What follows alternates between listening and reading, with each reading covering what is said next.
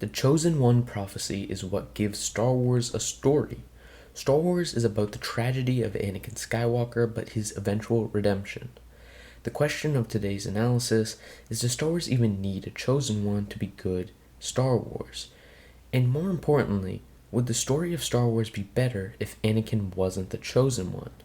When Qui-Gon goes to Tatooine, he measures Anakin's midichlorian count. The idea of midichlorians determining the strength of the user's force abilities is something I have mixed opinions about, but it does make sense that the Jedi would have a way to measure force abilities. It just doesn't make sense that the idea of the force is midichlorians. Midichlorians should just be the measurement of the force. The force should be what Obi-Wan's explanation was in A New Hope. Anyways, let's say Anakin wasn't the Chosen One, and rather he had an extremely low midichlorian count. So Qui-Gon has this big moral dilemma on whether or not he should take Anakin to the Jedi Order because his force abilities are weak and he would need so much training.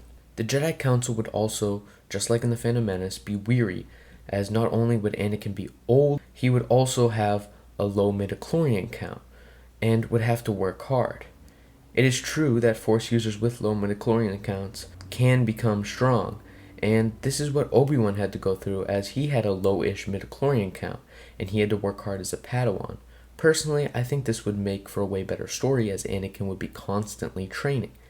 He would be obsessed, and that's all that he could think about. Revenge of the Sith would be so much cooler if Anakin was at the same power that the Chosen One Anakin in canon is. It would show how hard Anakin had worked, and it would further add to his tragic demise. This would benefit Palpatine's manipulation as well, as Palpatine could still be Anakin's friend, as he saw the drive Anakin had, and knew that if he became powerful enough, he could serve as a good temporary apprentice. Though as the Clone Wars would rage on, he would realize how truly powerful Anakin is, and he would use him similar to the way he manipulates him in canon.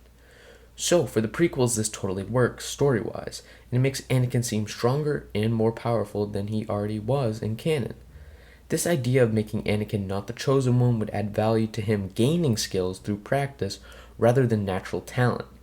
Comics and books show that Anakin did train hard, but if he was not the Chosen One, it would put stress to the audience on the years Anakin had trained and how it would make him so powerful. This non-Chosen One idea even works for the original trilogy. Leia could just stay a politician like she did in canon. Now for Luke, this is where things get cool. He would be told, just like he normally did in A New Hope, how strong Anakin was. So when Empire Strikes Back, he would be constantly trying to get stronger to live up to the image of Anakin. Yoda would be disappointed in the beginning, but would see the same drive for power that he saw in Anakin, in Luke. The best part about this, if you remember in Return of the Jedi, when Luke got upset that Vader said he would turn Leia to the dark side, this scene would be way cooler, as you could see Luke felt so powerless compared to Vader. That's why he lashes out with anger. I understand this video has been sort of a fan fiction. I didn't initially intend it to be this way, but I felt I needed to explain why the whole idea of the Chosen One is stupid, especially in Star Wars. Some franchises need their lead to be a Chosen One, like Harry Potter, as him being the Chosen One is what kept him from his death as a baby.